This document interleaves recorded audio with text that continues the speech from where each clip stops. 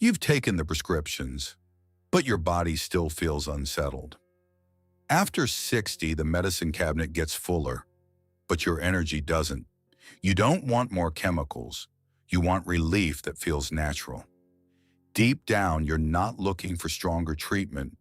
You're looking for gentler healing. There's a quiet exhaustion that shows up later in life, the kind nobody warns you about. Not just pain in the joints or a stomach that's sensitive now, but the deeper fatigue of constantly managing yourself. One pill for sleep, one pill for blood pressure, one pill for digestion, then something for the side effects of the first thing. And somehow, even when the numbers look fine, you still don't feel well inside your own body. Because what you're craving isn't another solution. It's a different relationship with healing. You want your body to stop feeling like a problem you have to fix. You want mornings that don't start with dread. You want a stomach that doesn't tighten after meals. You want calm that doesn't come with a warning label. And this is where Buddhist monks have carried a different kind of wisdom for centuries. Before they reach for anything intense, they begin with the simplest things: daily foods that quiet inflammation, support digestion, and soothe the nervous system from the inside out.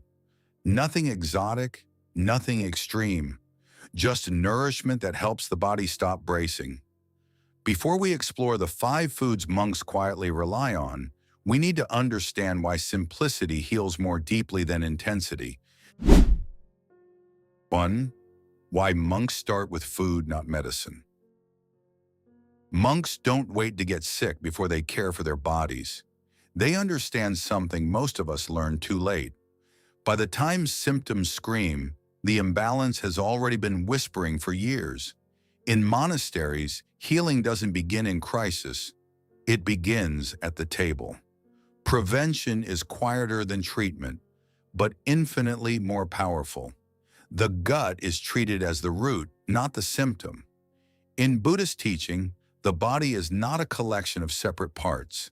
It is a system of interdependence. The stomach affects the mind. The breath affects the heart. Modern science now calls this the gut-brain axis, but monks have lived by it for centuries. When digestion is irritated, the nervous system tightens. When the gut is calm, the mind softens.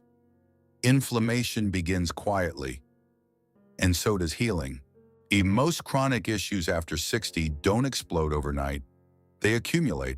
A little stress here, a little poor digestion there, a little sleep disruption.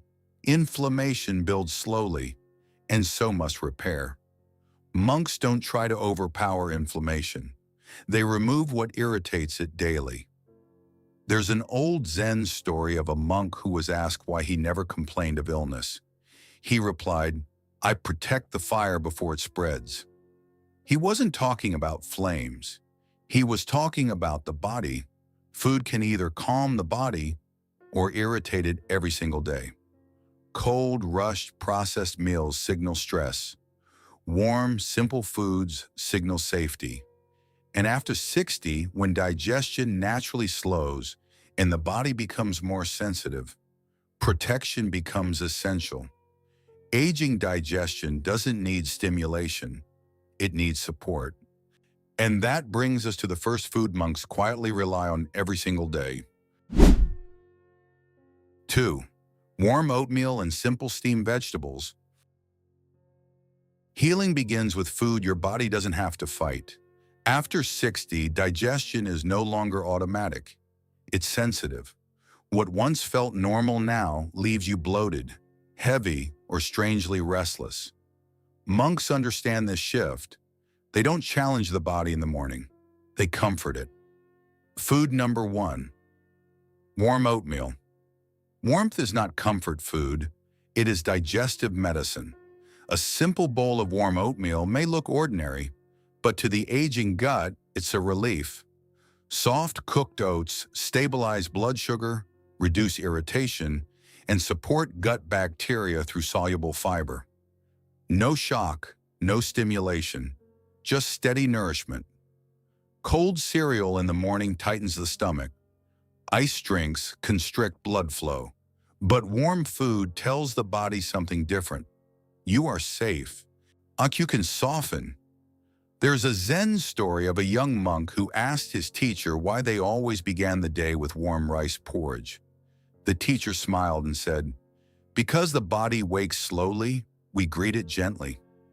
Oatmeal serves the same purpose in Western homes. A gentle greeting instead of a jolt. When the stomach relaxes, the entire nervous system follows. Warm oats are easy to break down, especially when digestive enzymes decrease with age. They don't overwork the system, they support it. Food number 2, simple steamed vegetables.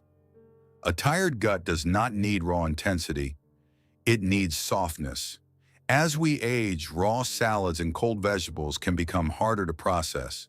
Steaming vegetables, carrots, squash, leafy greens, breaks down fibers, making nutrients easier to absorb without irritation. Cooking is not about losing nutrients. It's about reducing stress. Monks rarely eat large raw meals. They choose simplicity.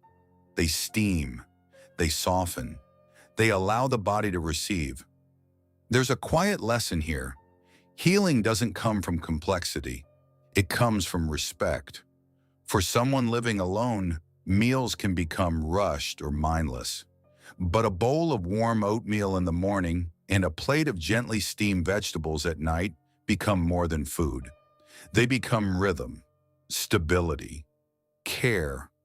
Food can either challenge your body daily or calm it daily, and monks choose calm. But warmth alone isn't enough. The body also needs cleansing support that works quietly in the background. 3. Ginger and fermented foods. Inflammation shrinks when circulation improves.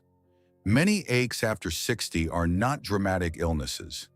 They are slow-burning fires, stiff joints in the morning, a heavy stomach after dinner, that dull pressure that lingers behind the ribs. Monks don't attack these sensations aggressively. They warm the system gently. Food number 3, ginger. Ginger is small, but it moves what has become stuck. A thin slice in hot water, a little grated into the soup. Nothing extreme.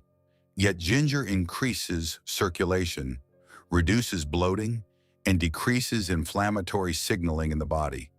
It warms digestion from the inside instead of shocking it. A Zen is saying, cold contracts, warmth allows. Ginger embodies that principle. When the gut is cold, physically or emotionally, it tightens. Warm ginger tea relaxes the stomach lining, supports enzyme activity, and eases stiffness in joints that feel locked. In many monasteries, older monks drink ginger tea not because they are sick, but because they want to prevent stagnation. They protect the flow before it freezes. Small daily warmth prevents large future discomfort. That is the monk's way. Food number 4, simple fermented foods. The gut heals when bacteria are balanced. After decades of stress, antibiotics, processed foods, and irregular eating, the microbiome becomes fragile. Immunity weakens, mood fluctuates, digestion becomes unpredictable. A spoonful of live culture yogurt, a little miso stirred into warm broth, a small serving of mild fermented vegetables. Nothing aggressive, just steady microbial support. You don't need extreme detox, you need quiet restoration. Fermented foods introduce beneficial bacteria that strengthen immunity and reduce chronic inflammation, especially critical after 60 when immune resilience naturally declines. In Zen temples in Japan, miso soup is not a trend. It is daily nourishment. It feeds what feeds you. There is a story of an elderly monk who asked why he aged so peacefully. He answered, "I feed the invisible life within me." He was speaking of the unseen organisms in the gut long before science confirmed their power.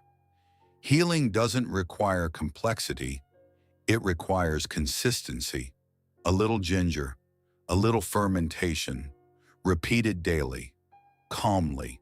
But one final food may surprise you because it heals both the gut and the mind. 4. Warm herbal tea. The nervous system cannot heal while constantly stimulated. After decades of rushing, reacting, and staying alert for everyone else, the body doesn't know how to power down, even in retirement, even in quiet houses. The mind may want rest, but the nerves are still humming. Caffeine keeps the body alert even when it's exhausted. Many people over 60 rely on coffee not for enjoyment, but for survival, to push through fatigue, to override heaviness. But stimulation is not the same as strength. It keeps cortisol elevated, digestion tight, and sleep shallow. The body appears functional, but it never fully restores. Monks understand something subtle. Exhaustion cannot be solved with more alertness. Sometimes the most healing food is liquid warmth, chamomile, barley tea, mild herbal blends. Nothing dramatic, nothing extreme. Was just warmth that asks nothing of the body. Warm herbal tea supports digestion by increasing circulation to the stomach. It signals safety to the nervous system. It softens muscles that have been bracing all day. And unlike caffeine, it doesn't demand performance from an already tired system. In Zen temples in Japan, evenings are quiet. A simple cup of tea is prepared slowly, poured slowly, and held slowly, not as a ritual of ceremony, but as a ritual of calming the body before nightfall. Calm digestion begins with calm nerves. When the nervous system relaxes, digestion improves. When digestion improves, inflammation lowers. When inflammation lowers, sleep deepens. And there is something more. A warm cup can become companionship. For those living alone after 60, evenings can feel long, silent, empty. But a warm cup in your hands changes the atmosphere. It becomes present. It becomes a pause. It becomes clear that you offer yourself. One elderly monk once said, "When I drink tea, I return home." He meant not to a place, but to his body. So what do these 5 foods share in common? None of these foods is extreme. There are no miracle powders, no exotic superfoods shipped from the other side of the world. Just oatmeal, steamed vegetables, ginger, fermented foods, warm tea, ordinary things, and yet extraordinary in their consistency. None of them is expensive. Healing in the monk's world is not reserved for the wealthy. It is built on what is steady and accessible. You don't need a complicated protocol. You need fewer irritations. They calm before they stimulate. This is the pattern most people miss. Modern culture tells you to boost, energize, activate. But monks reduce. They soften. They lower the daily stress placed on digestion and the nervous system. They ask, what can I remove that is quietly inflaming me? They support before they correct. Instead of attacking symptoms, they protect the terrain. Warm, simple, digestible, anti-inflammatory, nervous system friendly. Every food sends one message: you are safe, you can relax. There is a Zen story of a student who asked his teacher how to eliminate illness. The teacher replied, "Stop feeding what disturbs you." He wasn't speaking only about thoughts. He was speaking about daily habits. After 60, the body doesn't need stimulation.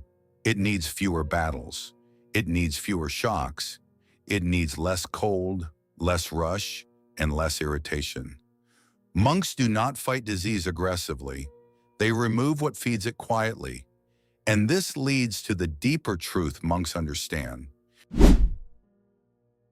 The body heals best when it is not overwhelmed.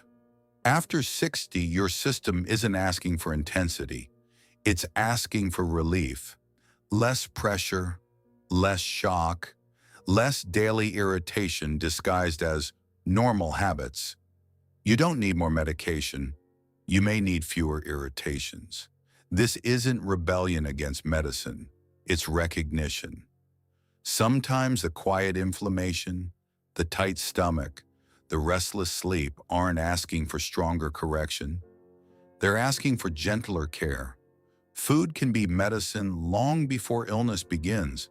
Not dramatic, not complicated, just warm oatmeal instead of cold cereal, ginger tea instead of iced drinks, cooked vegetables at night instead of raw vegetables. These are small shifts, but small shifts practiced daily change the entire internal climate. There's a reason monks live this way. They don't wait for the body to collapse. They protect it gently, consistently, long before a crisis appears. Gentle daily care outperforms aggressive correction. Consistency calms the nervous system. Warmth reduces inflammation. Slowness protects digestion. Over time, the body stops bracing. So ask yourself honestly, which of these 5 feels easiest to begin today? Start there.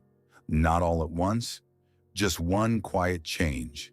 If this message resonated with you, share it with someone who might be tired of complicated solutions.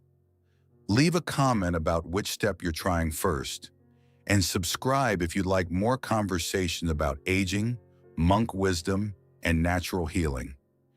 Healing doesn't have to be loud. Sometimes it begins with something as simple as a warm cup in your hands.